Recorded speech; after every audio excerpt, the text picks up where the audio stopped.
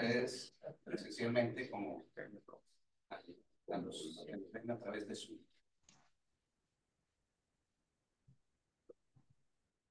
El maestro Fabio Ocián Ruiz Rodríguez, la experiencia profesional es de 18 años laborando actualmente como juez de distrito de primera instancia de lo civil y mercantil, especializado en arrendamiento inmobiliario y extensión de dominio.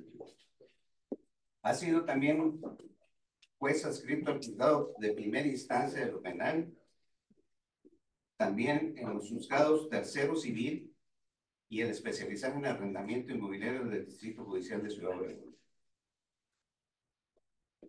Fue secretario proyectista en la segunda ponencia de la segunda sala mixta del Supremo Tribunal de Justicia en el Estado de Sonora, así como en los primero y segundo Tribunal Regional Colegiados de Circuito de esta ciudad. También fue secretario de acuerdos adscrito al juzgado de primera instancia de los civiles especializado en arrendamiento inmobiliario con residencia en Hermosillo, así como en el juzgado primero de primera instancia de lo civil del Distrito Judicial de Altar, Sonora. Actuario también del juzgado primero de primera instancia de lo civil del Distrito Judicial de Altar y juzgado primero de primera instancia de lo penal del Distrito Judicial de Nogales. Secretario escribiente adscrito al juzgado de primera instancia de lo penal del Distrito Judicial de Hermosillo, Sonora. Es una buena experiencia profesional en materia de estando dentro del Poder Judicial del Estado de Sonora. Como experiencia docente, el maestro fue docente de la Universidad Vizcaya de las Américas en materias laboral, fiscal, procesal civil, derecho constitucional y amparo en la Facultad de Licenciatura en Derecho. También es docente de la Universidad de Sonora, Regional Norte Campus.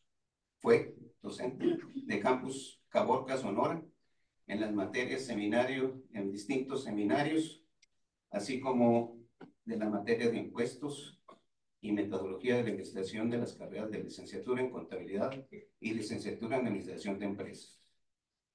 Su formación académica fue licenciado en Derecho por la Universidad de Sonora, Regional Centro, maestro en Derecho Fiscal por la Universidad del Valle de México, Campus Hermosillo, pasante doctor en Derecho de la Universidad de Durango Santander, Campus Hermosillo. Cursos profesionales distintos, participando en el segundo Congreso sobre el Código Nacional de Procedimientos Civiles y Familiares, impartido por el Centro de Estudios Carbonell. Facilitador de la sesión de realidades jurídicas de la Barra de Jurisprudencia de Abogados con el tema de arrendamiento inmobiliario, lo que debe saber si rentas o te rentan un inmueble. Taller introductorio a la extinción de dominio de la Fiscalía General del Estado de Sonora. Conferencista en el taller El ejercicio de la acción civil, Semana Jurídica de la Universidad de Sonora, Unidad Regional Norte. Además, cuenta con distintas certificaciones en juicios orales y en materia laboral. Como ven, tenemos a un buen expositor, a quien le cedo la palabra. Bueno, sí, pues primero que nada, buenas tardes. Te agradezco mucho a la Barra Sonorense por volverme a invitar a impartir una plática. Es un gusto para mí siempre poder compartir el conocimiento y más que plática es una retroalimentación porque al haber tantos abogados, pues siempre ha sido como una mesa de debate aquí cuando venimos a platicar, porque cada vez para exponer siempre las distintas posturas que tenemos. Y pues ahora con este año que hemos trabajado en el juzgado de arrendamiento, con el tema de lo mercantil, porque ya apenas tenemos un año haciendo este tipo de juicios en la vía oral mercantil, pues se me hizo interesante pues compartir algunos de los temas más recurrentes que me ha tocado resolver en lo que es tema mercantil, que también a su vez en veces brinca a lo que estamos llevando en civil.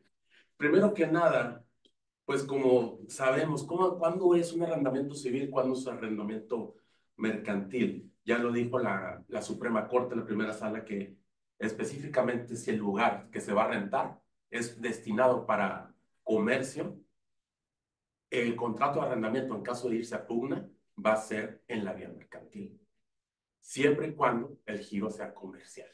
Por ejemplo, si se trata de una estética, es vía mercantil.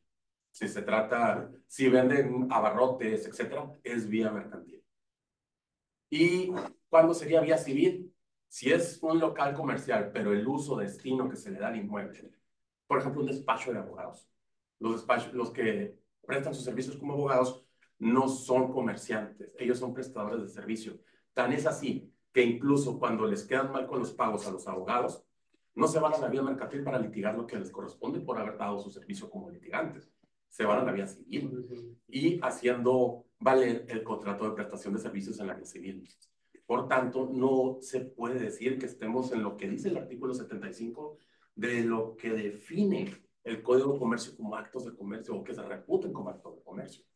Entonces, siempre tenemos que verificar la vía para efecto de evitar darle un trámite que no le corresponde. Nosotros cuando recibimos los expedientes, lo primero que vemos son los contratos, a ver a qué se dedicaba el destino del inmueble. Si nos dice casa habitación, civil. Y ya si nos dicen era bodega de un comercio, es vía mercantil. Entonces siempre estamos al pendiente. Otra forma de cómo podríamos diferenciarlo, por ejemplo, nos vamos al ISR. ¿Cómo declaras la persona que está rentando? ¿Cómo declaras? Si lo declara como un comercio, si factura, se va para los mercantiles.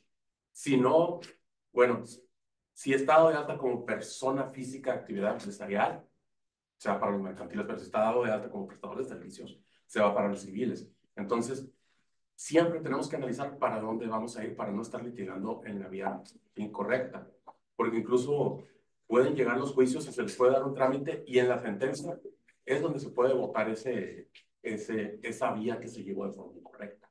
Por eso los presupuestos procesales siempre se tienen que examinar al momento tanto de la erradicación y volverse a examinar al momento de que se está dictando la sentencia.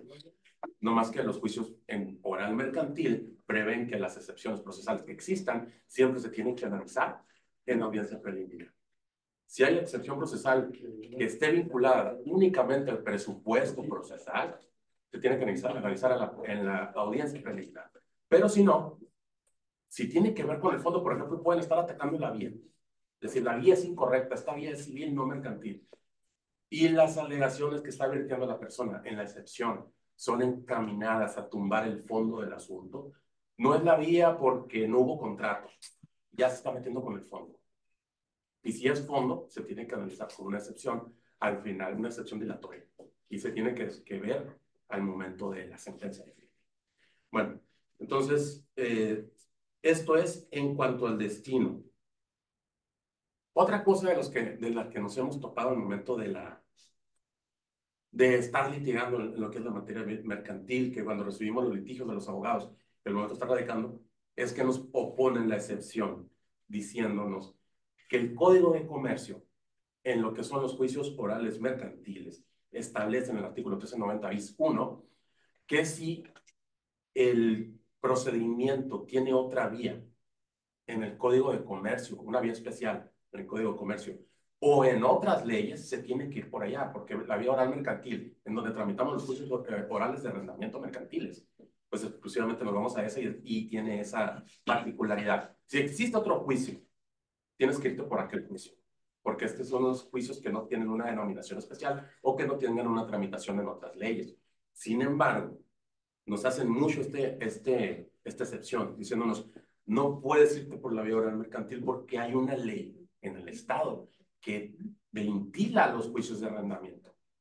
Sin embargo, con la tesis esta famosa que obligó a que ahora todos los procedimientos se lleven por la vía mercantil, hablando de arrendamiento inmobiliario, pues faculta, en este caso, al juez para que se lleve en la vía mercantil. O sea, con independencia sí, nos van a hacer el alegato, nos van a decir en la excepción, no es procedente la vía mercantil porque hay una tramitación especial en el Estado. Sin embargo, aplicando la jurisprudencia de la primera sala, donde dice que dependiendo del destino del inmueble, si se reputa como acto de comercio, se tiene que llevar en la vía mercantil. Incluso en esa misma jurisprudencia, la Suprema Corte abandona el criterio anterior, que también era criterio jurisprudencial, donde dice que con independencia, dice algo así, ¿no? Que con independencia del giro que se le dé al inmueble, el arrendamiento iba a ser civil.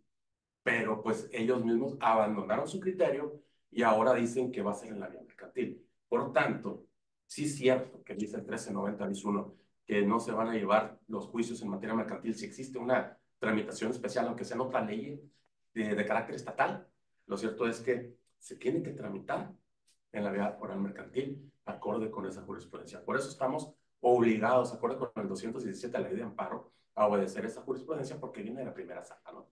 Y tiene carácter de jurisprudencia. De ahí que estemos obligados a llevarlo por esa vía. Dígame.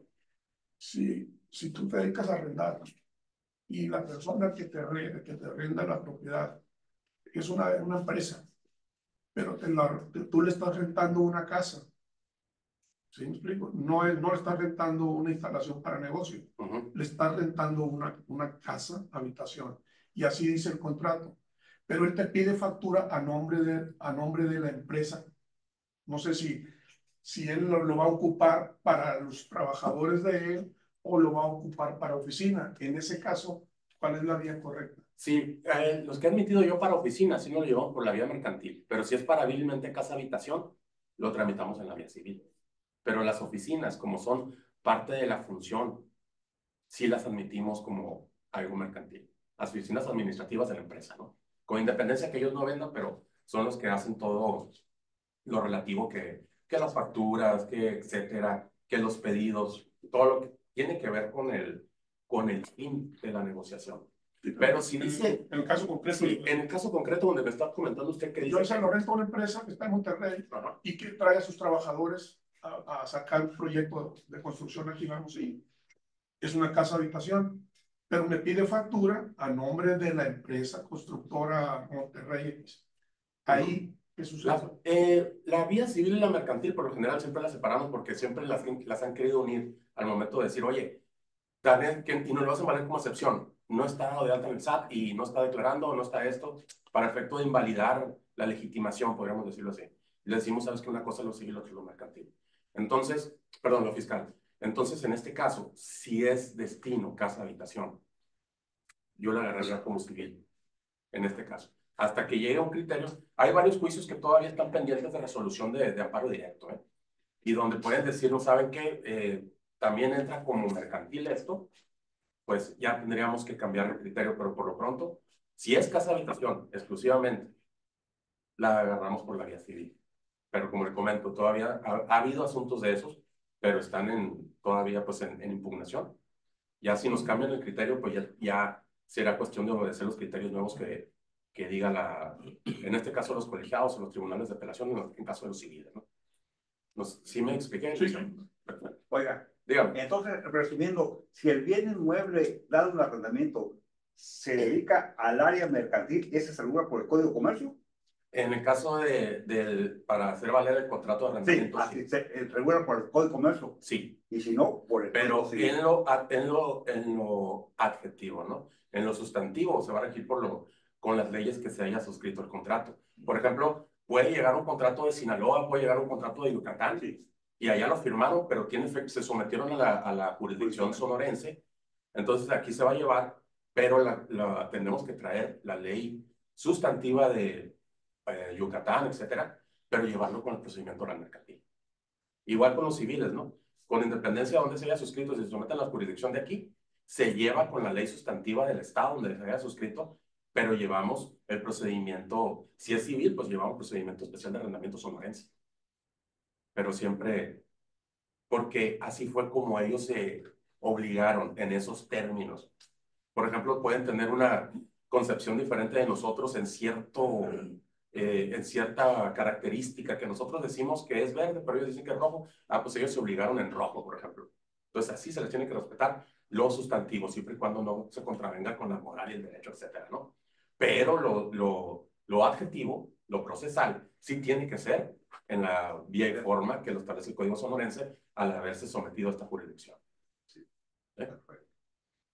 Bien. Bueno, continuando, otra de las cuestiones que yo me he topado mucho en los juicios es la confesional. Al momento de que ofrecen la prueba confesional en los juicios orales mercantiles, se la han ofrecido como si fuera un juicio civil. Y lo cierto es que las reglas son totalmente distintas en una confesional y la otra. En derecho mercantil no hay posiciones. Son interrogatorios directos. Ya no es nada de que, señor, pues aquí le exhibo el pliego de posiciones para que usted lo califique y se le formule al absolvente, ¿no? Entonces, ya, en cuanto lo exhiben, de hecho, me ha tocado que en juicios orales mercantiles me exhiben el pliego y les digo, no, pues sabes que no hay lugar a tenerlo por recibido, te hago devolución del mismo y te doy el uso de la voz para que efecto de que tú formules el interrogatorio y que sean preguntas que tengan que ver con la litis. Y ya, no, ya se acabó eso de, bueno, el mercantil, ¿no? Eso de que diga si es cierto como lo es. Y señoría, está respondiendo a algo que no es sí o es un no. Tiene que ser una respuesta categórica. Ya, aquí son preguntas directas. Hagan de cuenta que la declaración de parte se volvió confesional. Le cambiaron el nombre, desaparece la confesional y ahora la declaración de parte es la nueva confesional y es con interrogatorios directos. Incluso yo soy de la idea de decirles a la persona que está formulando el interrogatorio, usted, mientras yo no le interrumpa, siga preguntando y usted tiene la obligación de contestar. Ya eso de que, dígame si es cierto, se califica, se vuelve a reformular, contesta. Eso pues lo estamos obviando y ya directamente la persona que va a interrogar le hace las preguntas a la persona que va a contestar y esta persona pues ya contesta en base a lo que le corresponde de contestar, ¿no? Pero donde sí intervengo, como pues, es cuando la pregunta está fuera de la litis, la pregunta no cumple con los requisitos de que, o una que está fuera de la litis, tiene dos hechos en una sola pregunta, es confusa, está formulada para efectos de que la persona se caiga en el error, etc. Es lo que está, ahí es cuando esa no se califica porque reformule de cierto modo que cumpla con los requisitos que establece la ley, no así. O incluso el abogado, señoría, esa pregunta es insidiosa, porque forzosamente lo está obligando a contestar determinada respuesta. Entonces es cuando ha lugar la objeción y por favor, abogado, reformúlela de cierto modo que la pregunta no sea insidiosa. O reformúlela y que cada hecho por separado para que no se confunda la persona que está contestando. Porque también hay que tomar en cuenta que los actores demandados en los juicios no tienen conocimientos legales y muchas veces hay que explicarles para efecto de que puedan contestar. Y es deber del juez decirle de la pregunta de una forma que pueda entenderla fehacientemente. Decirle, oye, señoría, no entendí. A ver, entonces la voy a reformular yo, pero con otras palabras. Ya se hace la pregunta hasta que la persona ya me dice, ya entendí la pregunta. ¿La puede contestar? Sí. Quiero decir esto, ¿no? Ya proporciona su respuesta. Pero es 100% obligación del juez asegurarse de que la persona pues entendió. Igual pues si es una persona que no habla español, etcétera, pues también se toman las precauciones para que se traiga un perito en el idioma que hable la persona y que esté certificado por el tribunal para efectos de que no sea cualquier perito proporcionado por las partes. Aquí directamente se proporciona un perito que es ya certificado por el tribunal, que trae su documentación en regla y que está facultado para formular las preguntas. Bien, ahora me gustaría abordar un tema que también me da mucha curiosidad a mí y también me gustaría ver la postura de ustedes, porque como les digo, esto de venir a la barra sonorense a platicar con ustedes es una retroalimentación. Siempre lo he visto así. Yo he encontrado una antinomia procesal en la declaración testimonial. Primero vamos a abordarlo desde el punto de vista civil, ¿no? Por ejemplo, en el juicio civil dice el artículo 544 que la preparación de las pruebas quedará a cargo de las partes, por lo que deberán presentar a sus testigos peritos y demás pruebas que hayan sido admitidas. Entonces, aquí les da la posibilidad de que solo que en caso de que demuestres la imposibilidad o que lo manifiestes bajo decir verdad, el juez en auxilio del operante te va a expedir unos citatorios y se le van a hacer ciertos apercibimientos. Entonces, no especifica que te va a comisionar el actuario para que el actuario notifique y si no viene lo mandamos traer por la fuerza pública, siendo que donde se admite la testimonial, mejor dicho, donde se regula la testimonial, Si tú le dices al juez, no puedo traerlo y es un testigo hostil, si yo lo cito, no va a venir. Entonces es cuando se debe comisionar al actuario, poner multas, poner procedimientos, medio de premio para hacer que la persona comparezca. Sin embargo, en el juicio de arrendamiento, el civil, le arroja la carga de hacer comparecer a los testigos, al oferente, y todavía menciona, no, si no comparecen los testigos o las pruebas no se desahogan por cualquier motivo, va a ser por causa imputable al oferente y la prueba va a ser declarada cierta. Entonces, por lo general, cuando ofrecen testigos, siempre adoptamos este criterio. Ahora bien, en el juicio mercantil, dice casi lo mismo. Dice que si no puedes proporcionar a tus testigos, lo vas a manifestar al juez y el juez te va a proporcionar esos citatorios. Pero dice que si no se puede desahogar la prueba por cualquier motivo, que o no esté preparada, se va a declarar desierta, pero deja una salvedad, siempre y cuando sea caso fortuito o fuerza mayor. Entonces el hecho de que el litigante, o mejor dicho, no se hayan podido entregar esos citatorios, o que se comisionó la actuaria, porque aquí dice, siempre y cuando tenga que ver con cuestiones relativas a este capítulo. En el Código Procesal Civil del Estado de Sonora no dice nada más que si no se desahogan en la fecha de la audiencia de juicio, audiencia de ley, perdón, se van a declarar desiertas. Y no dice fortuito, ni dicen hasta ahí se queda. Pero en el mercantil sí lo menciona. Causa fortuita, dice. Y que no se pudieron desahogar, pues entonces ya no le corresponde al litigante o ya no corresponde.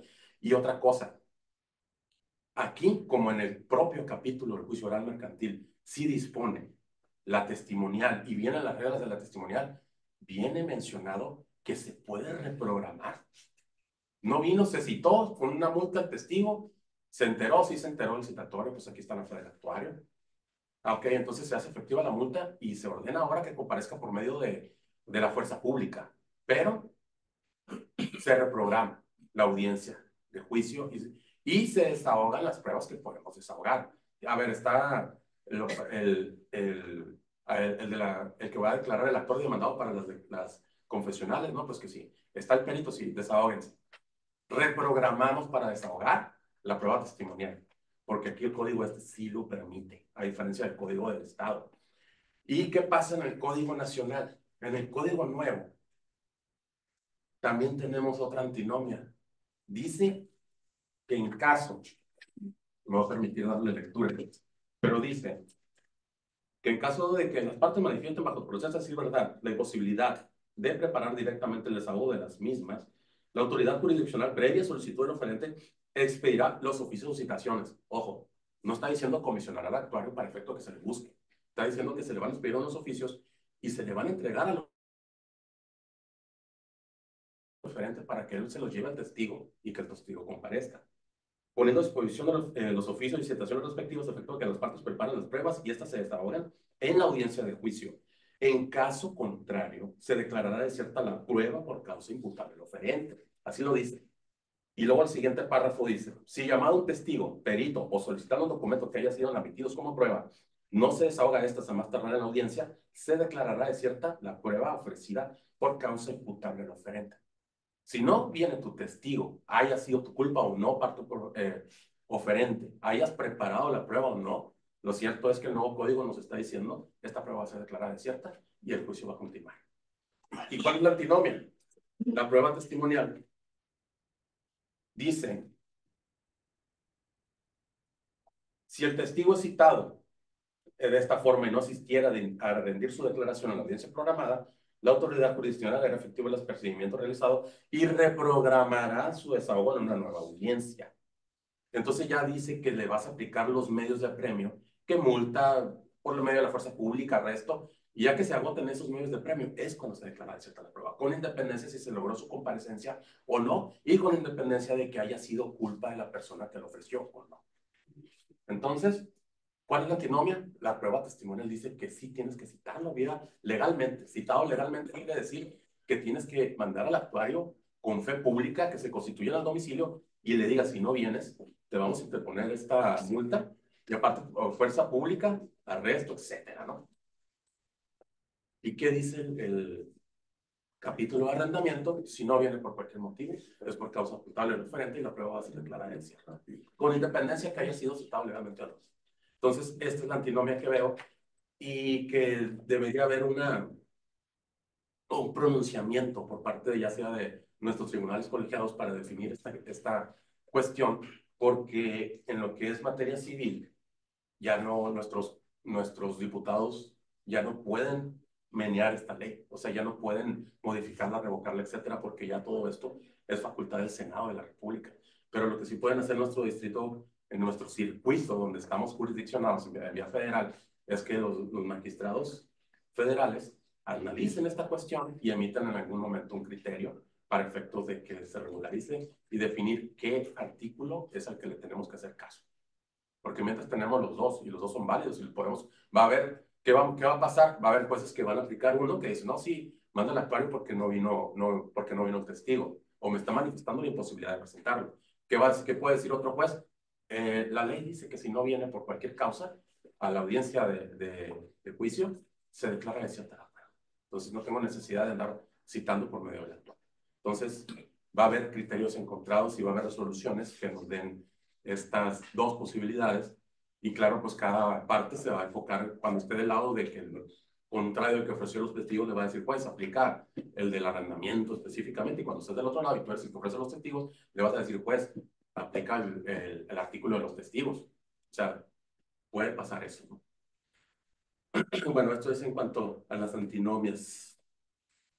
Ahora bien, otra de las cuestiones que yo he estado verificando en este tiempo, el comodato, pues como bien sabemos, el comodato antes del 2015 existía el juicio de desahucio y el comodato se llevaba como un juicio aparte.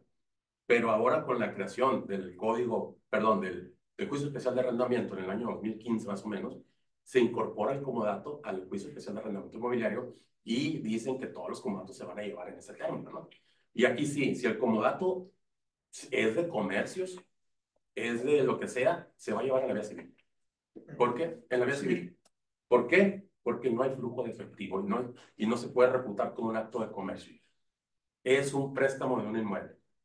Y como tal, pues lo tenemos que verificar en la vía civil porque ahí es donde se maneja. Por ejemplo, simplemente, ¿qué es lo que piden en los juicios mercantiles? El monto de lo reclamado. Como dato, no hay monto de lo reclamado, es un préstamo del inmueble para efecto de que se use conforme a las reglas que determinen cada parte de comodato y comodatario, ¿no? Entonces, el comodato tiene de los juicios que llevamos, porque llevamos 3 tipos de juicio en el juzgado de arrendamiento actualmente. El comodato es el que menos tiene mediación. Todos los juicios, como por ejemplo los mercantiles, las partes son las que tienen la mejor disposición a mediar, por el hecho de que no hay sentimientos en el juicio. ¿Me debes renta? ¿No te debo renta? La casa es tuya, la casa es mía. Yo me metí en fulano día, no te pagó la renta, lo único que quieren es dinero, o salte de la casa. Es más, a veces, salte de la casa y no me pagues rentas. No hay sentimientos, pero en el comodato sí. En el comodato pasa mucho varias situaciones. Una, mencionan que, por ejemplo, es que mi papá me dejó la casa y yo me metí a vivir desde 10 años porque mi papá me la dejó, y ahora que se murió, sale otro hermano que se convierte en el albacea y está demandando la terminación del comodato porque la casa entra en la herencia, es parte de la masa hereditaria, y entonces, por medio del juicio de arrendamiento, que es donde se llevan los comodatos, le están solicitando la devolución del inmueble. Entonces, ¿qué pasa? No hay mediaciones nulas, no quieren ni ir las personas. Y si les ponemos multa para que vayan, si no vienes te voy a poner una multa de 30 UMAS, por ejemplo, va a ser peor porque van a llegar enojadas las personas, y hay que tener en cuenta que la mediación se trata de llegar a un pacto que sea conveniente para las dos partes. Pero ¿cómo divides una casa que las dos personas dicen, es que mi papá me la dejó a mí, es que yo tenía más derecho porque yo cuidé más a mi papá cuando estaba enfermo, etcétera, etcétera, ¿no? Entonces, es muy difícil que haya conciliación dentro del comodato, ¿no? Y además también pasan otros detalles, ¿no? Por ejemplo, pasa mucho situaciones de que una pareja de esposos está viviendo en el inmueble. El papá el suegro pues le presta a su hijo, le da la casa, ¿no? De que hijo, quédate a vivir el tiempo que tú quieras, no te preocupes. Se divorcian el hijo y su esposa, ¿no? Se divorcian, el hijo se sale de la casa y la señora se queda como a título de dueña, se podría decir. Pero ¿qué pasa? Pues le llega el suegro y dice, ahora pues quiero la devolución de la casa. ¿Por qué? Porque yo se le había prestado a mi hijo. Y aquí ya entran las cuestiones de causabiencia, porque la esposa sería una causamiento, entonces al que tiene que demandar es a su propio hijo. ¿Y qué va a hacer el hijo? Se allana. Pero pues se le tiene que dar vista a la causamiento, pues es nomás, como aquí ya se involucra otro tipo de derechos. Según el código, dice que no se le tiene que dar vista porque es una causamiento y surte la suerte, mejor dicho, sufre la suerte del posesionario del que estaba antes. Entonces, si sacan al posesionario, tiene que irse con todos los causamientos. Esposa, hijos, etcétera. Todos los que vivían con él se tienen que ir y sufrir la misma suerte, ¿no? Pero ha habido amparos donde nos dicen, ¿sabes qué? No le diste vista, no le notificaste, etcétera. Y se repone el procedimiento para darle vista a la causamiento. Ha pasado algún par de ocasiones. Pero esas son las situaciones y por eso también este tipo de juicios es difícil de reconciliar. Y aparte, el comodato también es difícil de acreditar. ¿Por qué? Porque por lo general son verbales. Y un documento verbal es muy difícil de... Sí, cada quien trae a sus testigos. Es que es el hijo, es el esposo, es el otro, es el fulano. Son parientes, hay interés, interpongo y siempre tachas. Y lo tacho porque, pues evidentemente, al ser pariente va a declarar en favor de la persona que lo está trayendo, porque ya hay una relación de interés, se podría decir. Hay jurisprudencias que hemos estado utilizando últimamente donde dicen que con independencia que sean parientes o sean amigos, tiene que demostrarse que esa relación es íntima para efecto de poder tachar un testigo. Pero pues, mientras pasa eso, la recomendación es que si van a hacer un comodato, háganlo por escrito, porque es sumamente complicado demostrarse, por eso de que, ¿quiénes son los que estaban cerca al momento que se celebró el comodato? Los parientes. ¿A quiénes les consta? Pues a los parientes. Ni modo que un testigo X, bueno, y se sacan un testigo que no tiene que ver con el parentesco. Estuviste presente el día del comodato. ¿Estaba lloviendo o no estaba lloviendo el día del comodato? ¿Qué era frío, verano? Y les digo, oiga, pues independientemente si era frío, verano, etcétera, no tiene que ver con la litis. Es que yo quiero demostrar que no estuve el día ese. Por eso quiero que me narren las circunstancias de tiempo y modo lugar en que ocurrieron las cosas. Entonces ya es debatible si se admite o no esa interrogante, ¿no? Dependiendo del punto de vista del litigante y qué es lo que quiere demostrar con esas aseveraciones o esas preguntas que le está haciendo. Muy bien, dígame. Si el comodato lo haces ante notario público, ¿tienes que determinar la fecha de conclusión o lo puedes dejar abierta? No hay necesidad. Bueno, casi nadie lo hace por el hecho de que el propio comodato dice que se acaba con la petición del comodante de que ya quiere de vuelta el inmueble. Entonces, por eso no les ponen fecha de determinación. Simplemente lo que hacen, pues o ya sea con notario o con una jurisdicción voluntaria, te notifico el término del comodato. Mucha gente, incluso hasta mete el juicio de terminación de contrato de comodato y con el propio emplazamiento hace las veces de notificación de que ya no quiero seguir. Y como en el comodato es simplemente un requisito para que sea procedente, es la manifestación del comodante de que ya quiere dar por terminado el comodato. Entonces, no hay necesidad de fecharlo. ¿Se puede hacer? Sí, pero no hay necesidad porque está esa prerrogativa de que con la simple manifestación de la parte comodante de dar por terminado el comodato, pues ya se concluye. Entonces, por ese motivo no sería necesario, ¿no? Pero ya depende de cada quien cómo quiera hacerlo, no le estorba, pero pues tampoco lo necesita. Ahora, otra de las cuestiones que nos hemos topado ahora con este procedimiento mercantil ha tenido que ver con los embargos. Nos solicitan muchas veces de que, oye, como es mercantil y la ley supletoria del mercantil es el Código Procesal Civil Federal y aparte supletoriamente todavía está el Código Procesal Civil del Estado, en base a ello pues aplica el 546 del Código Procesal Civil del Estado de Sonora y tenme por embargado,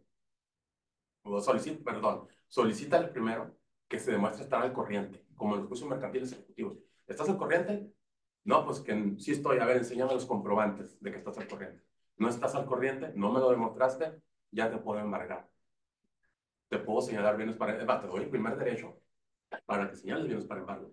Y no ejercitado ese derecho, pasa a favor de la parte o contraria y ella va a poder hacer el señalamiento para bienes y le puedes solicito voluntariamente que me dejes entrar al domicilio, etcétera, ¿no? Bueno, eso lo quieren hacer valer en la área mercantil.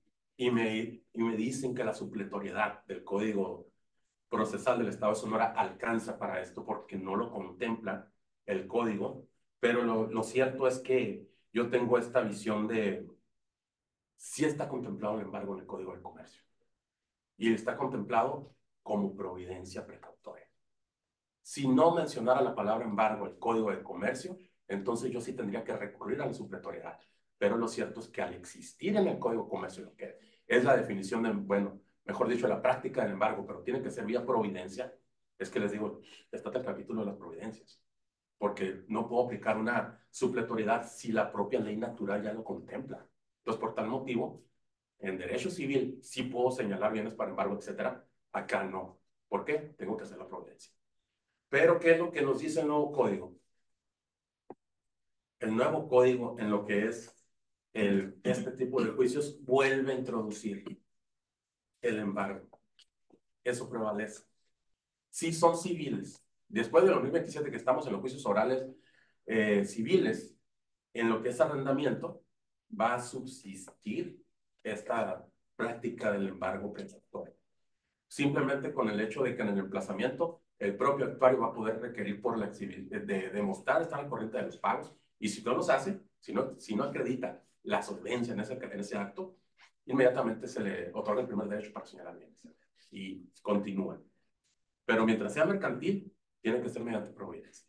Bueno, hasta que el colegiado o alguien más me diga lo contrario, pues así es como lo interpreto de momento, ¿no? Ya sabemos que el primer derecho a señalar viene de la parte de Acora, ¿verdad? Digo, de la parte demandada. Sí, no, va a la parte de Acora, ¿verdad? Sí, efectivamente.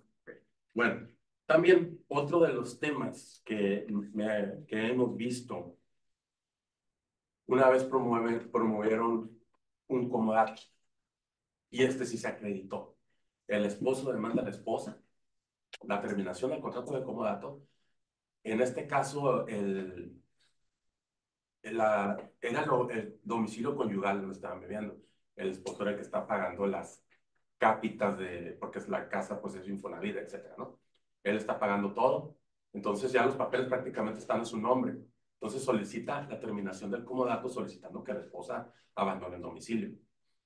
Pero había un detalle, había un juicio donde un juez de familia había ordenado el depósito del hijo en ese domicilio. Entonces, ¿qué es lo que pasó? El comodato fue procedente.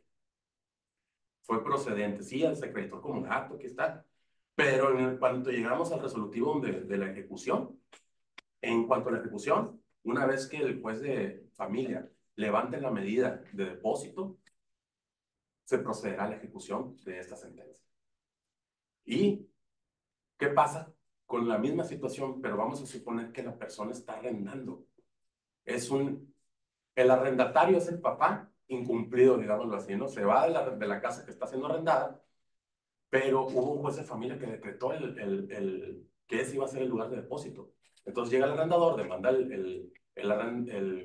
la rescisión del contrato de arrendamiento, y pues es procedente a todas luces. Sin embargo, la ejecución, mientras no se levante esa medida, no podemos dejar en estado de indefensión al menor por el bien superior de los menores, ¿no? Siempre tutelando, y además que hay una determinación de otro juez de familia que ordenó eso. Entonces, lo que hacemos, le damos vista y le decimos, desde el momento de que nos percatamos de que hay un menor y que nos dicen, por ejemplo, cuando contestan la demanda, un juez del familiar ordenó el depósito, inmediatamente le mandamos un oficio y le decimos que hay un litigio de ese inmueble. Pero cuando el momento de que se dicta la sentencia y que se llega a ordenar la desocupación, le ponemos esa prevención una vez que el juez de familia levante esta medida. Y le notificamos la sentencia para que el juez de familia tenga posibilidades de requerir al papá del muchacho y de, oye, ¿sabes qué? Como el arrendador no tiene nada que ver en tus problemas familiares, tú proporciona un diverso domicilio o te subo las cuotas para que ella pueda pagar la señora, para efectos de que el arrendador pueda recuperar su inmueble, porque no le están pagando renta, están ocupando su inmueble. Todo eso cuesta, pues, y no es culpa del arrendador el hecho de que el papá sea un incumplido y yo no pueda ser mujer.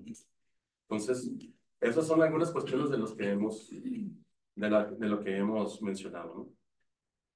Fíjense, quiero hacerles mención de esta jurisprudencia que me lo hicieron valer una vez en un procedimiento oral mercantil, que dice, y es jurisprudencia de la primera sala, dice, prueba profesional en el juicio oral mercantil. Debe declararse desierta cuando el referente no haya exhibido el pliego de posiciones y la persona que haya de absolver posiciones de supuesta justificación no comparezca a la audiencia de desahogo. Aquí yo estaría viendo una antinomia en lo que acabo de decir, de que, oye, pues tiene que ser con interrogatorio.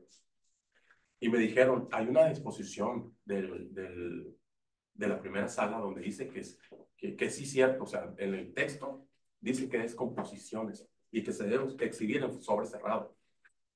Entonces, sí es cierto, pero lo que estamos pasando por alto aquí es que esta jurisprudencia está analizando. Es más, voy a leer primero, dice, del artículo 1393-41 del Código de Comercio, reformado mediante decreto publicado en el Diario Oficial de la Federación el 9 de enero del 2012. En aquel tiempo, cuando se incorpora el juicio oral mercantil, antes era por posiciones, pero el 25 de enero de 2017 se reforma el Código Mercantil y quita las posiciones y lo hacen interrogatorio.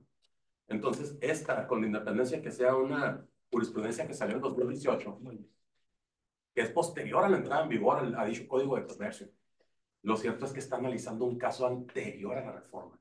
Entonces, tuve que hacer notar ese detalle de que, oye, pues que y dice que es de la reforma del 9 de enero del 2012, pero el Código de Comercio, el artículo 1390-41, que se refiere a los confesionales, fue reformado el 25 de enero del 2017, por lo tanto, esta jurisprudencia no es aplicable para el caso concreto, ¿no? La iba a mencionar ahorita que estamos hablando del interrogatorio, pero ya pasó un poco. Bueno, no sé si tengan alguna pregunta, alguna cuestión que quieran ventilar o alguna duda, etcétera. Sí, porque yo no soy abogado. Adelante, adelante, licenciado. Soy arrendador. Me llama mucho la atención a mí el sistema de extinción de dominio para el caso del propietario. Si yo le rento a una persona, la persona me va a entregar todos los documentos muy bien, todos algo muy bonito, pero yo no soy investigador. Como arrendador, yo no soy investigador. Yo no sé si el señor anda haciendo actividades ilícitas y está agarrando la casa, como ahorita hay secuestros, la rentan por 6 meses y hacen 2, 3 secuestros y te dejan embarcado. Se llega a la fiscalía, confisca la propiedad y entonces luego lo mandan a citar a uno como dueño. A ver, a lo mejor tú también eres parte de la pandilla y vámonos. Entonces, ¿qué sucede? No, en primer lugar, tienen que darse... Va en el contrato, ¿eh? Sí. Que declara él que no tiene ningún... No, y en caso de hacer algo ilícito que deslinda de toda responsabilidad del arrendador, eso es una cláusula que todo el mundo ya está poniendo, ¿no? Por seguridad, ¿no? Pero lo cierto es que es un procedimiento, no es nomás de que la fiscalía puede decretar lo que guste, pero es un procedimiento donde se le va a tener que señalar como, o sea, como demandado y se le va a solicitar la extinción de dominio. Pero no es nada más por eso, tienen que pasar muchos procesos para que se pierda esa propiedad. O sea, no es nada más de que la fiscalía ya dijo, etcétera. O sea, la fiscalía tiene una unidad especializada para hacer ese tipo de investigaciones y usted tendría que haber estado, por ejemplo, que usted hubiera prestado la casa específicamente para eso. Si se llega a demostrar, es donde usted podría decir está en riesgo mi domicilio, ¿no? No hay un contrato. Sí, sí, evidentemente, pero se va a hacer la investigación de todos modos. Pero la cuestión es que se tiene que acreditar todo eso para que usted ahí, caiga en ese supuesto. Que usted haya sido el que hizo eso. Si usted, por ejemplo, usted rentó el inmueble y no tenía nada que ver con la actividad ilícita, usted no tiene que ser susceptible a que se le quite el patrimonio. O sea, primero se tiene que... Hasta que se concluya la investigación, sí, y se una sentencia. Pueden pasar 2, 3, 4 años y ya está la propiedad abandonada. Y como está abandonada, pues llegan los robacables y la acaban. ¿Quién es el responsable? ¿La autoridad que la confiscó? ¿El que se metió en el delito? El dañado soy yo. No, usted, es que sí hay una responsabilidad, pero en este caso no debería ser de usted por el hecho de que usted no está propiciando el delito. Tendría que estar involucrado para que esta extinción de dominio fuera procedente. Que usted hubiera prestado la casa con ese propósito, entonces ya estaríamos hablando de otra cosa. Pero mientras no se demuestre que usted efectivamente se prestó para ello, pues no tendría que Y preocuparse. si yo me entero de que andan haciendo algo ahí y voy y lo demando, voy y lo denuncio en Es la fiscalía. obligación de cualquier persona que esté enterada de algún ilícito, Sí. más de esa índole, darle aviso a las autoridades. Es darle aviso a las autoridades. Cualquier persona que advierta que se está cometiendo un delito. Es más, si no lo hace, se le podría decir que es un tipo de encubrimiento el que se está realizando. Entonces, la recomendación es que si usted se entera de algo, inmediatamente vaya con la autoridad y alce la voz. Bien, ahí mismo en ese mismo asunto, instalé una cámara, ¿sí? Y como dueño yo de la propiedad para estar viendo los movimientos. Ahora resulta que dices, oye, cuidado, porque estás violando la ley de la propiedad y la privacidad, no sé qué, y te pueden meter al bote. ¿Qué hace ahí uno como dueño de la propiedad? Yo quiero saber si andan en una cochinada. Ya me sucedió con un arrendatario. Ok. Bueno, Con un entonces, arrendatario. avisarle a la autoridad investigadora, que son los encargados de investigar y revelar todo este tipo de cuestiones, ¿no? La Fiscalía tiene personal ampliamente capacitado para todo este tipo de situaciones. Entonces, si usted tiene la duda de algo de esa índole, pues avisarle a las autoridades. ¿Sí? Bien. Muy bien. Dígame, licenciado. Ciudadano, buenas tardes. En cuanto a la figura de la prueba confesional, donde dice que ya en la actualidad, por tanta reforma que hemos tenido en nuestras leyes civiles, mercantiles, y ahí vienen inclusive los horarios familiares y todo eso, que cambie la figura de confesional por posiciones a un interrogatorio libre y abierto. Ajá. Pero eso no quiere decir que se pierde al momento de desarrollar o desahogar la prueba confesional. No significa que se pierda la figura de la solemnidad en el sentido de que la interrogante tenga que desarrollarse o formularse en sentido afirmativo. O sea, es permisible hacer la interrogante en sentido afirmativo y no necesariamente una interrogante libre o abierta, como lo señala usted. La figura esa no se pierde. Usted puede hacer su pregunta conforme usted guste, siempre y cuando tenga relación con la litis y sea de conocimiento de la parte. Entonces usted le puede preguntar una pregunta cuya respuesta sea sí o no. Sí lo puede hacer porque el interrogatorio es libre. Entonces, ¿es cierto que usted firmó ese contrato de arrendamiento? Sí. No. Entonces, la naturaleza en sí de la posición, que significa que debe estar redactada en sentido afirmativo, no se pierde por el simple hecho de desahogarla mediante un interrogante o un interrogatorio. Pues, Porque usted dice, es que ya no debe ser confesional por posición. Ok, me queda claro, lo entiendo. He manejado asuntos orales mercantiles y ya me he topado yo con eso. Y hubo en el primer juez, ahí sí batallamos mucho en desahogar las confesionales. Porque la juez me decía, abogado, me dice, acuérdense que el nuevo sistema de la realidad, la confesional se debe desahogar mediante un interrogatorio. Pero yo te ofrezco una confesional por posiciones, me admites una confesional por posiciones, y la naturaleza de una posición es que esta sea redactada en sentido afirmativo, y la interrogante por su naturaleza no es así. Entonces, la duda es, o la pregunta mía es que no obstante esa reforma, y ahora que acaba de entrar en vigencia el Código Nacional de Procedimientos Civiles Familiares, subsistirá esa figura de interrogar en el desarrollo de la confesional, ya no confesional por posiciones, sino la confesional, redactar la interrogante en sentido afirmativo, ¿será permisible? Sí, sí es permisible. En sentido afirmativo sí se puede. Como es libre, no hay limitante más que sea, que no sea contrario a la moral del derecho, etcétera, ¿no? Pero al ser interrogatorio libre, muchas veces uno va a hacer respuestas que requieren un simple sí o no. Y eso no, o sea, no tiene que ser como posición o categórico, sino simplemente la pregunta, ¿usted firmó el contrato de arrendamiento? Sí, le recuerdo que estaba bajo protesta, a decir verdad, y declarar ante una autoridad con falsedad, etcétera, ¿no? Entonces, va a haber muchas preguntas que van a ser encaminadas a, dígame si usted firmó este contrato. Ya si le pones el sí, muchos abogados van a decir, ya está condicionando, etcétera, ¿no? Entonces, en este caso, va a haber muchas preguntas que van a ser con un sí o un no se van a resolver. No necesariamente tiene que dar una explicación de que, etcétera. Y más que, por ejemplo, el arrendamiento, ¿es su firma la que obra y calza el documento base de la acción? No. Yo no firmé ese documento, etcétera, ¿no? Ya depende, pero La pregunta se puede formular para que se como no, al ser libre. Y es que la diferencia entre la confesional y la testimonial, la confesional es para que el absolvente diga sí o no, que niegue o afirme el sentido positivo que tiene esa posición o interrogante. Y en el interrogatorio no, es para que el testigo Sí, diga o manifieste lo que sepa y lo que le haya contado. efectivamente. Pero en el interrogatorio, bueno, al igual como se hacía con la confesional, o se hace todavía en los juicios civiles, pueden decir sí o no y después pueden justificar su respuesta, ¿no? Aquí, por ejemplo, pueden igual, al ser libre, usted dígame si firmó el contrato. Sí, sí lo firmé, pero fue bajo coacción, porque me estaban apuntando con una pistola, no sé.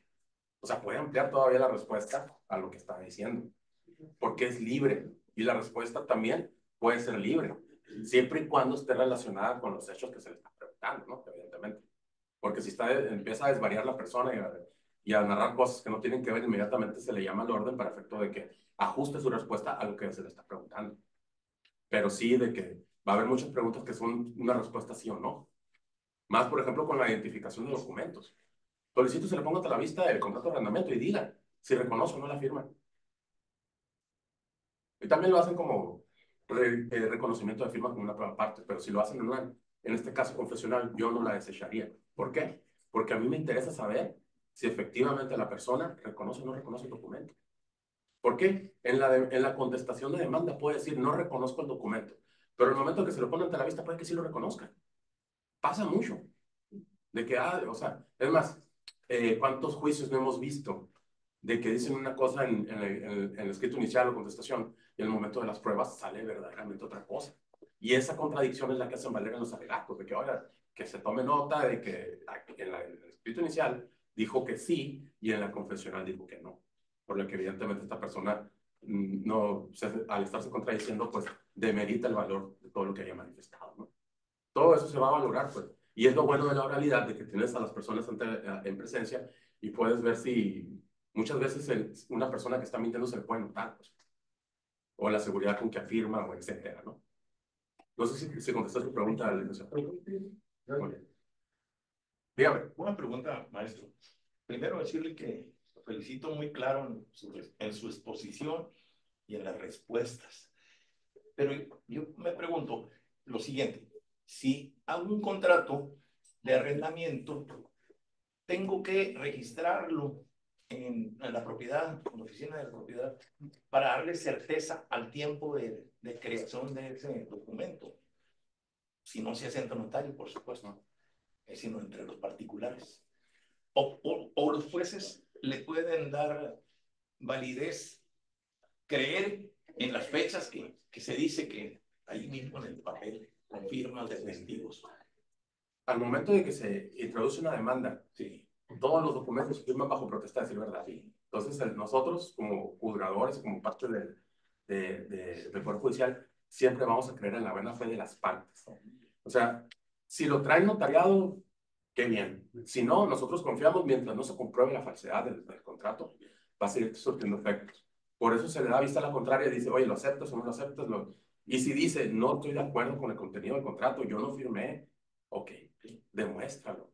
Con testigos, peritos, etcétera, o puede decir, la fecha está alterada, porque aquí decía que me iba a salir hasta el 2030, le cambiaron, se nota que le borraron y dice 2020 y ya me están sacando desde hace un montón. Entonces, ¿qué pasa? Vamos con el perito, a ver, perito, analice. Y si efectivamente sí hubo una alteración del contrato. Ok.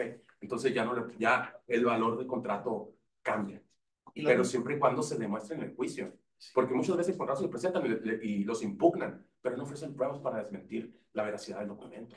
Y lo mismo sucede tanto viendo en materia civil o en materia mercantil. Sí. Sí, porque el contrato es la base de la acción. El contrato es la base de la acción y pues mientras sea la base de la acción, se te pone la vista parte demandada para que tú lo impugnes. Y si no, es más, ¿qué dice el propio código? Si no objetas o haces manifestación alguna que estás en contra del contrato, se te tiene por reconocido. O sea, con el solo hecho, todo lo que dice el contrato ya es verdad, ya es verdad. Y al momento de que se está resolviendo en sentencia, pues el contrato se le otorga valor probatorio pleno en virtud de que no fue impugnado por las partes. Inclusive si lo objetas negando el contenido de la firma y no ofreces una prueba idónea para acreditar esa objeción, es la nada. Sí, efectivamente. De hecho, tiene que estar acompañado de pruebas esa negación o esa objeción, no impugnación, etc. Siempre, porque si no, es la misma que, como dice el licenciado, lo mismo que nada, porque toda manifestación, aseveración que se hace en un escrito inicial o de contestación de demanda tiene que estar respaldado con pruebas. Si no, la parte demandada no demostró su dicho, por eso alcanza valor preponderante lo manifestado por la parte actual. Y por eso, sí. Dígame. Es que yo considero que los contratos se hacen bajo potestad de decir verdad, y así se estipula en las partes del contrato, ¿verdad? Voy a lo siguiente, hice yo un contrato de promesa de venta, donde me decía la parte vendedora que quería, o sea, ¿cómo se dice? Notariarlo. Pero no hay necesidad, no hay necesidad. Bueno, pero insistió que fuimos a notariar el contrato, la promesa de venta. En efecto, no había necesidad, ¿verdad? De haber sido notariado. Muchas partes sí toman esas precauciones de notariar, etcétera, o registrar en el registro público la propiedad. Sí. Porque muchas veces no tienes la certeza de con quién estás tratando. Entonces, como es posible de que te contesten la demanda, te la impugnen, te ofrezcan peritos, testigos, etcétera, para desacreditar, le da cierta solemnidad el hecho de registrarlo o llevarlo ante el notario. Entonces, oye, tú fuiste ante el notario, pusiste tu huella, aquí está tu credencial de lector. O sea, le da más solemnidad, pues. Sí, de acuerdo. Porque hay, desgraciadamente, pues no todas las personas son confiables, ¿no? Entonces, para efectos de, si no conoces una persona, exacto, sí, para efectos de poder, de que, bueno, no quiero tener ningún tipo de problema. Yo una vez me pasó que confié en uno y me quedó muy mal, ahora sí lo voy a notariar, ¿no? Entonces ya depende de cada quien. A donde lo quiero llegar es que no necesariamente es indispensable que esté notariado. No, pero le da más No, fortaleza. eso es la damos más formalidad, definitivamente. Efectivamente, sí es. Dígame, Lick. Al celebrarse los contratos de arrendamiento por una sociedad anónima, por el solo hecho de ser sociedad anónima, ¿se va al mercantil? Independientemente. Depende del destino del inmueble. Depende del destino. Sí, tiene que ser el destino mercantil. Jurídico, es un acto de comercio. Sí, es más, lo ponderaría incluso como que si es casa habitación lo que están rentando, pues como no hay flujo de efectivo, lo están usando para algo que no tiene que, por ejemplo, si una bodega, si me estás rentando una bodega, ahí sí metes tus bienes comerciales, ahí sí hay entrada de mercancía, salida de mercancía, etcétera. Ese sí o sí lo vería en mercantil, pero si es una casa habitación, no por el solo hecho de que sea una empresa la que está realizando el arrendamiento, inmediatamente lo vincula a la vía comercial. Lo que vincula es que se repute como acto de comercio el destino del inmueble. Eso es lo vinculante. Aunque haya sido arrendado para casa habitación, él lo puede convertir en una mixto. ¿Sí? ¿Qué pasa ahí? En el momento que se hace un contrato siempre se especifica el destino y por lo general viene una cláusula que dice que en caso de que se varíe el destino, el contrato va a ser sujeto a rescisión. Si no se hace con la autorización del arrendador. Entonces, si hay esa autorización y se cambió el destino, te vas por lo mercantil si es el destino comercial, ¿no? Si se hace al revés y era comercial y lo quisieron hacer casa habitación, pues sería el civil, dependiendo de lo que esté reclamando. La otra pregunta. ¿Es correcto o es legalmente aceptado que el arrendador ponga una cláusula ¿cómo le llaman? De desocupación express por cualquier circunstancia de incumplimiento? Las partes se obligan en la forma que manifiestan. Viene en el contrato, o sea, pero es aceptado pues por un juzgado. Sí, sí, porque si no se demuestra que la parte arrendataria firmó bajo coacción, dolo, violencia, engaño, ese contrato es válido, ¿no? Y tú te comprometiste que de un día para otro te ibas a salir.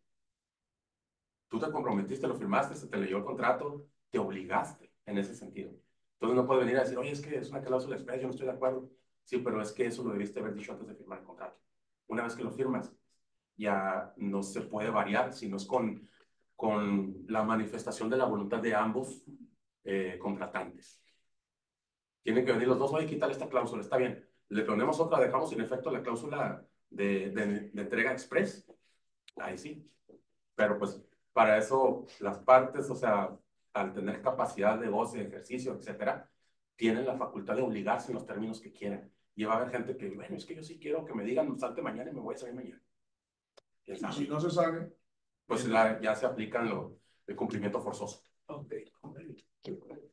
Una pregunta de pasante. no ser licenciado. Si el contrato se hace por un año y no se prorroga, automáticamente no se prorroga.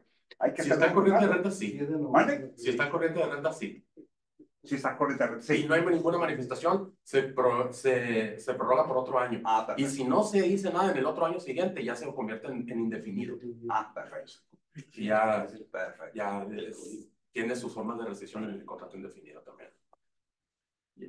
Entonces es mejor hacer contrato, ¿no? Para que no se Siempre haga contrato. Así es. Siempre. No comporte indefinido. Perfecto. Muy bien. Bueno, dígame. Lo que comenta el compañero que dice que es abogado. Hay un principio que todos los abogados conocemos, digamos, a que se llama pacta sunt servanda. Todo se puede pactar en un contrato, todo, menos lo que esté en contra de la moral y el derecho. Si esa cláusula la pactó, se debe cumplir con esa cláusula. Pero eso no significa que el contratante no haya cumplido con esa cláusula y automáticamente tenga que hacer el inmueble. Necesariamente tiene que incitar el órgano jurisdiccional correspondiente. Ya automático nada se da. Porque yo entiendo como que así es la pregunta del señor. Sí. Automático nada es. Para efectos de cualquier incumplimiento, tiene que acudir a la vía judicial. Porque si no, sería hacerse justicia por su propia mano, ¿no? Tiene que acudir a la vía judicial y por conducto del juez se le va a ordenar el cumplimiento de esa sentencia, bueno, del contrato, forzosamente, en caso de que no quiera cumplir. Pero sí, efectivamente, como dice el licenciado, se tiene que ir primero a la vía judicial para efecto de hacerlo cumplir en caso de que no quisiera salirse ya. Bueno, no sé si hay alguien más tiene alguna duda. Ninguna. Bueno, pues muchas Sí, gracias. maestro, por favor.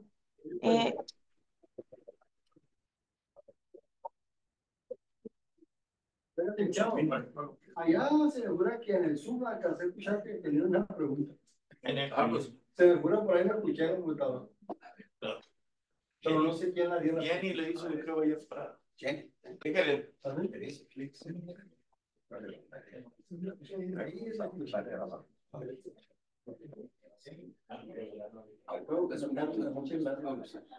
Todas las actuaciones de la sociedad.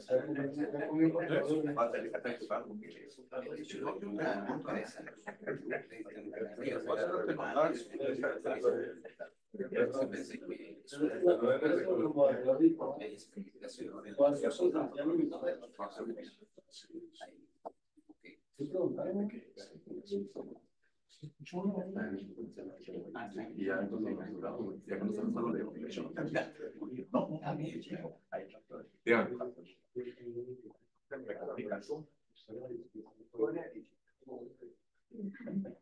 Una pregunta que si el contrato se elabora en la mayoría de los contratos pues, donde hay asesores inmobiliarios involucrados, muchas veces hacen el contrato a modo, ¿no? Y nomás le cambian el uso basado, ¿no?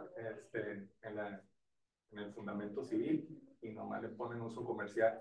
Independientemente que el contrato se elabore de esa manera, puede hacerse valer en la vía mercantil. Debe hacerse valer en la vía mercantil. Con el puro, con que diga uso comercial. Es más, incluso si te demuestra el uso durante el juicio. Porque puede que no lo especifiquen, pero si ya se demuestra que efectivamente lo rentaron para abarrotes, ya entra como comercial. Aunque el fundamento sea... Es que el fundamento siempre va a ser civil, porque todos están, toda la vida se ha hecho como contrato civil, incluso el contrato es un contrato civil, pero la vía de cómo se va a hacer efectivo va a ser por la vía mercantil tratándose de comercio. ¿Qué es lo que cambia? Cambia el juicio, no como se quisieron obligar, porque el Código de Comercio no regula contratos de arrendamiento. Tienes que irte a la supletoriedad para efectos de eso. Entonces, por ese motivo, se tiene que hacer con las leyes civiles, Código Civil, Procesal Civil Federal, etcétera. Todos los que sean supletorios se pueden aplicar. Lo único que se va a aplicar en el comercio es el juicio. Y en este caso el juicio, la vía oral mercantil, para el juicio de arrendamiento. Hay una pregunta que hicieron de Zoom, que dice, si mi padre rentó un local a un amigo de él para un comercio, verbalmente, muere mi padre y yo continúo con ese contrato verbal, y el inquilino deja de pagar rentas, ¿qué pasa? Tiene que acudir como albacea o como el representante de la sucesión a solicitar el cumplimiento forzoso de ese contrato.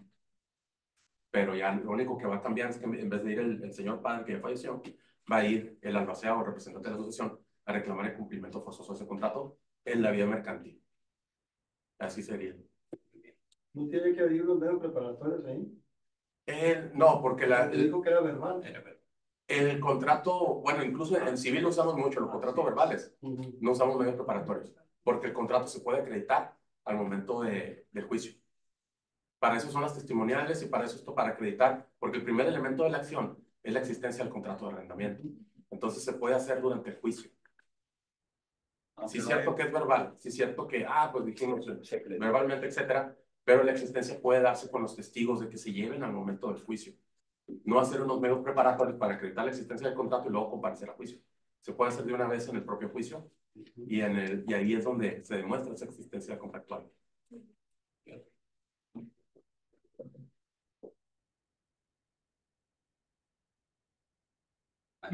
La que dice, promover unos medios preparatorios de juicio para acreditar la relación contractual y ejercitar la acción de determinación del contrato de arrendamiento. Bueno, es lo que acaba. vamos nomás quiero dejar claro una cosa, ¿no? Si bien es cierto, los medios preparatorios de juicio mercantil están vigentes y se pueden aplicar, depende de la parte si los quiero utilizar. Pero yo en lo personal no lo considero necesario porque la existencia del contrato se puede acreditar en el juicio. Incluso les reitero, en el civil no hay necesidad de hacer unos medios preparatorios porque el capítulo del arrendamiento específicamente menciona que no se necesita del contrato base de la acción para iniciar el juicio de arrendamiento, siempre y cuando se demuestre su existencia durante el juicio. Entonces, el mercantil no lo dice específicamente porque el Código de Comercio no maneja los contratos de arrendamiento específicamente. Y por eso ha habido abogados que sí recurren a los medios preparatorios y nosotros no le podemos decir, no, no lo hagas así porque el código lo dice de este modo, se vale. ¿Se puede hacer valer? Sí, sí se puede hacer valer unos medios preparatorios. Pero ya en lo que es el civil, específicamente les decimos, sabes que te pongo una aclaración y mejor de una vez pon el juicio como va. No hacer un proceso para acreditar la existencia del contrato y con ese que te sirva de documento base de la acción para venir al juicio. Si lo puedes hacer en el mismo proceso. O sea, así es como hemos estado manejando. Aunque sería en jurisdicción voluntaria, ¿no? Pues los medios preparatorios... Así es, jurisdicción voluntaria. Sí, hay oposición y por lo general, si se decreta la oposición, lo que estábamos haciendo era sobreseer. Pero ahora lo que hacemos, precisamente por los juicios orales mercantiles, es dejar a salvo los derechos para que se continúe en la vía mercantil que corresponda. Porque así dice el artículo específicamente. De que, ok, medios preparatorios para acreditar esto, vienen y se oponen, continúes en juicio mercantil. Y se va para el juicio mercantil, allá es donde se litiga, ¿no? Muy bien. ¿Alguna otra pregunta? Les voy a pedir que se pongan de pie para... Muchas gracias.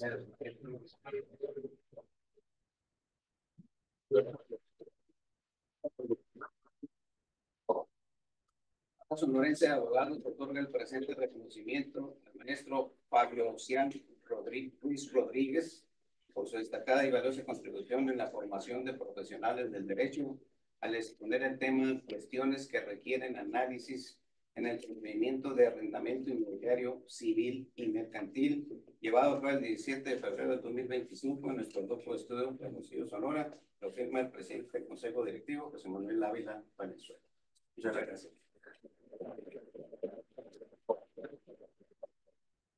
Amables.